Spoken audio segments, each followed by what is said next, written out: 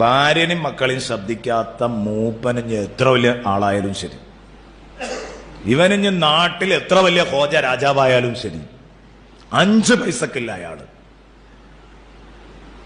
കെട്ടിയോളെയും കുട്ടികളെയും ശ്രദ്ധിക്കാത്തവർ 5 പൈസക്കുമില്ല.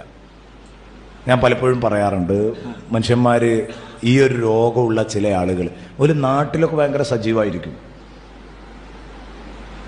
സാന്ത്വന പ്രവർത്തനത്തിന്റെ മുമ്പിലുണ്ടാവും, സ്വന്തം ഭാര്യക്ക് സാന്ത്വനല്ല, നാട്ടിലാകെ ഓടി നടന്ന് സാന്ത്വന പ്രവർത്തനമായിരിക്കും, മക്കളെ കാര്യത്തിൽ ശ്രദ്ധല്ല, നാട് മൊത്തം നോക്കണത് മൂപ്പര.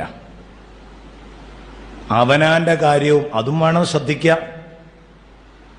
അത് ശ്രദ്ധിക്കാതെയല്ല ഇത് ശ്രദ്ധിക്കേണ്ടത്. ചെലവ് കൊടുക്കൽ നിർബന്ധമായ ആളുകൾക്ക് ചെലവ് കിട്ടാതെ അവരെ പാഴാക്കി കളഞ്ഞാൽ അതിലും വലിയ പാപല്ല എന്നാണ് സയ്യിദുനാ റസൂലുള്ളാഹി പറഞ്ഞത്.